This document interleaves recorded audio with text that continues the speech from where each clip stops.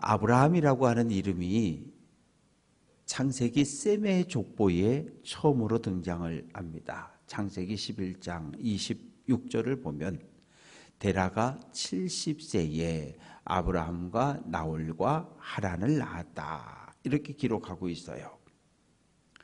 아버지 데라는 메소포타미아, 오늘날의 이라크입니다. 오늘날 이라크 지역에서 살던 사람이에요. 그 지역은 메소포타미아 문명이 일어난 곳이고 또 그곳은 이 달의 신, 초승달, 월신을 섬기는 그런 지역이었습니다. 거기서 살다가 데라가 이사를 합니다.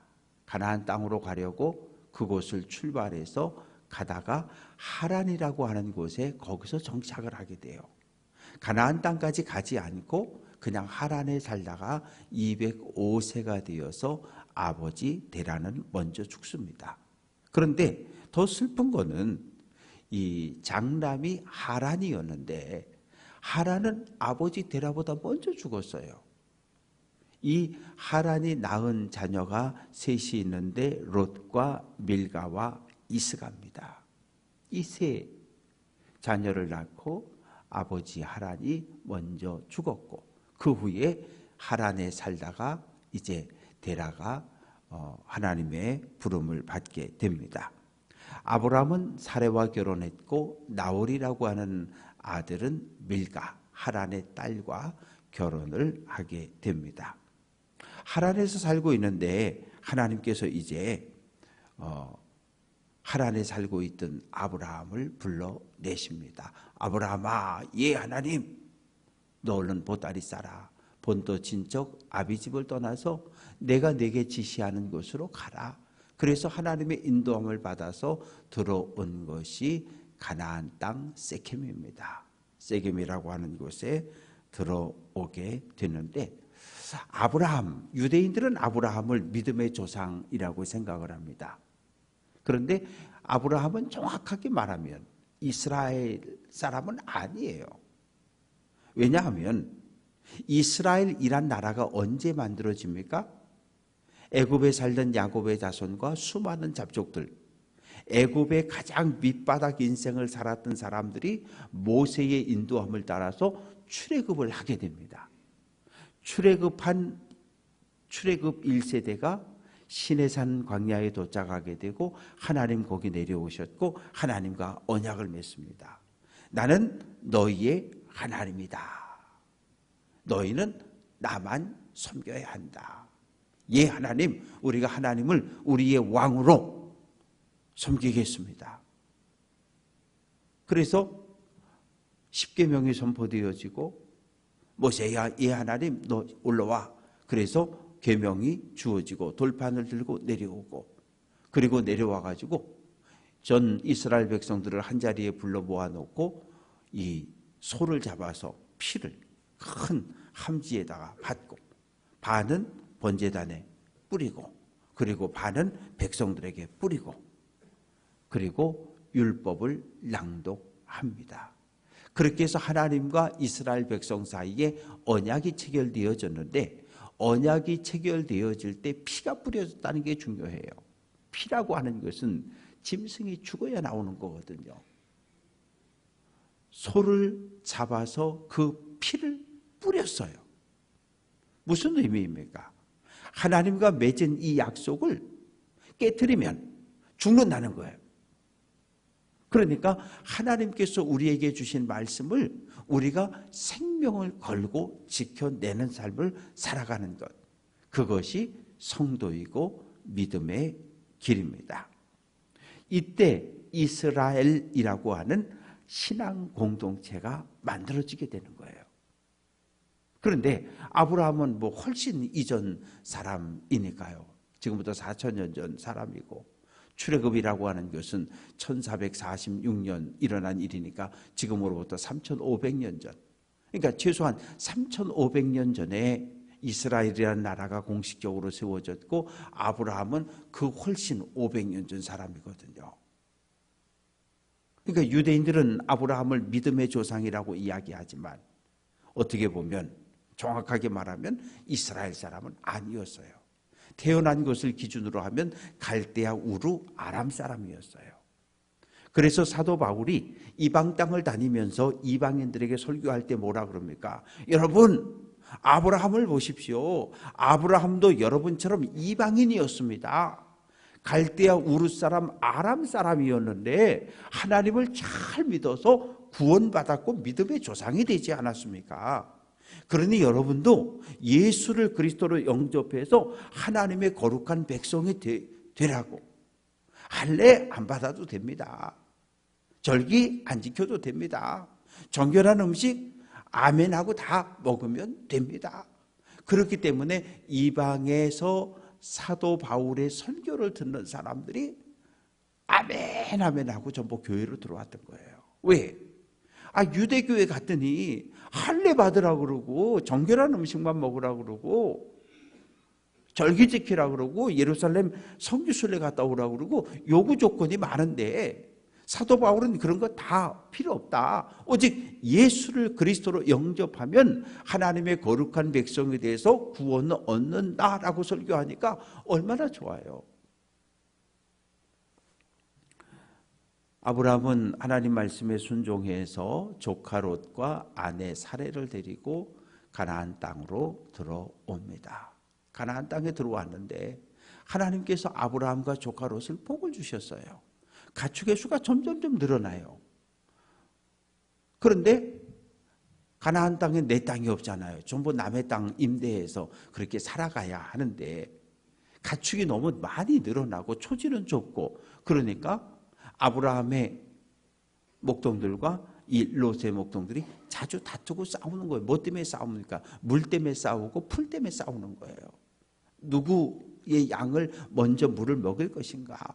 이 좋은 풀밭을 누가 먼저 차지해서 끌고 갈 것인가? 그래서 어느 날 아브라함이 조카 롯과 만나서 이야기합니다. 우리가 이렇게 핏줄끼리 싸우면 되겠냐? 싸우지 말자. 이 땅들이 많이 있는데 우리가 뭐 갈 수 있는 땅이 많이 있는데 그러면서 조카 롯에게 이야기합니다. 내가 먼저 선택해라. 삼촌이니까 야 조카 내가 먼저 선택해도 되지? 이렇게 할 수 있는데 그렇게 하지 않았어요.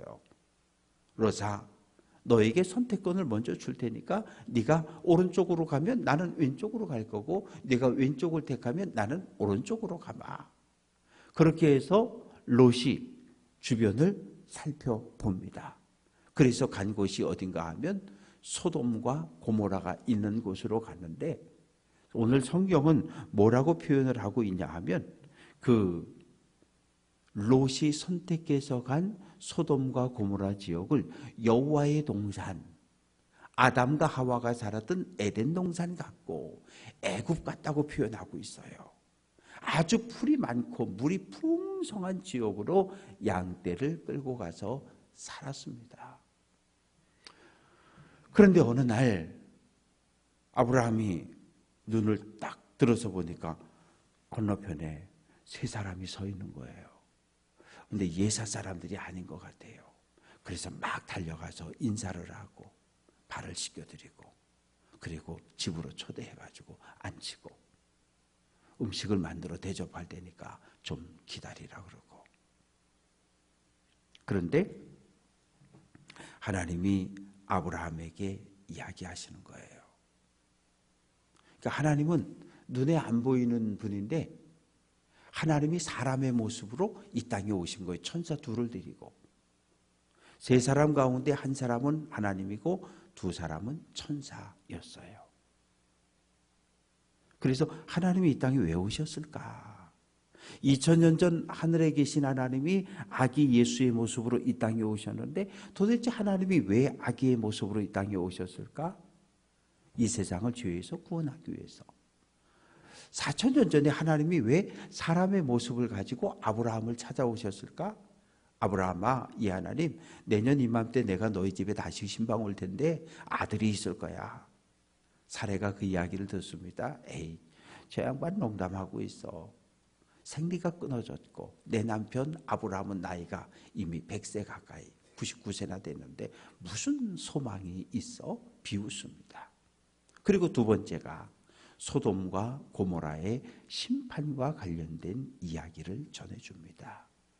소돔과 고모라에서 울부짖음과 부르짖음이 하늘에 닿았다는 거예요. 그래서 내가 직접 살펴보려 왔다는 거예요. 이 소돔 땅에서 울부짖는 의인들의 울부짖음, 이 소돔과 고모라에서 울부짖는 이 소리가 사실인가 아닌가 내가 눈으로 직접 확인하고 살펴보려고 이 땅에 왔다는 거예요. 그래서 천사들은 소돔과 고모라의 형편을 살피러 떠나가고 이제 아브라함과 하나님 단둘이 남은 거예요. 아브라함이 하나님께 질문을 던지는 겁니다. 하나님, 악인을 심판하는 건 이해가 됩니다. 그런데 소돔과 고모라 성에 의인이 있을 텐데 악인하고 의인을 같이 멸망시키는 건 이건 옳지 않습니다. 하나님, 만일 저 소돔과 고모라 땅에 의인 50명이 있다면 어떻게 하시겠습니까?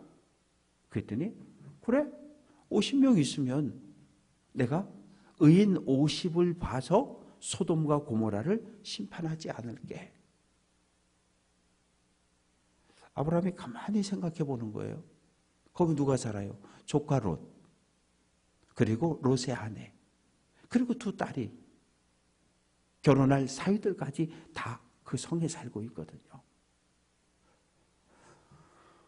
하나님, 45명이 있으면 어떻게 하시겠어요? 45명이 있어도 내가 심판하지 않을게. 하나님, 40명이 있다면요? 40명을 봐서 심판하지 않을게. 하나님, 30명이 있으면요?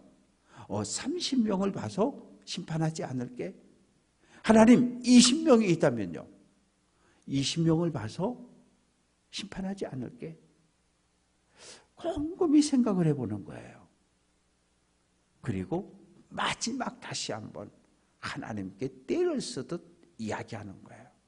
하나님, 내가 다시 한 번만 마지막으로 청하는데 의인 10명이 있으면 어떻게 하시겠습니까? 의인 10이 있으면 심판하지 않겠다고 말씀하셔요.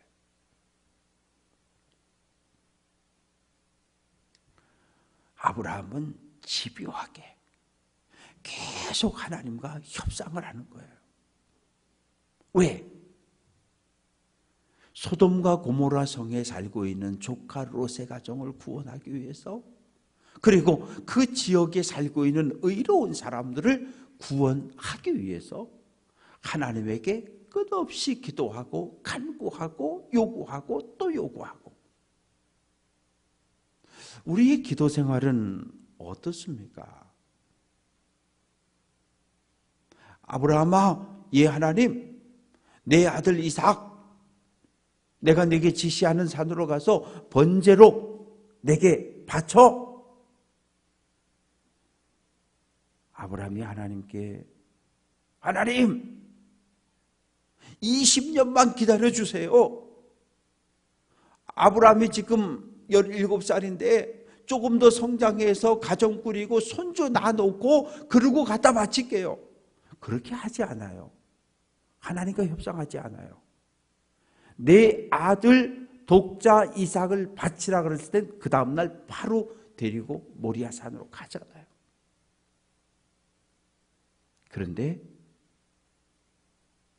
조카 롯과 소돔과 고모라의 구원을 위해서는 하나님 앞에 끊임없이 반복해서 기도하고 기도하고 간청하고 간청하고 부르짖는 아브라함의 모습을 볼 수 있습니다.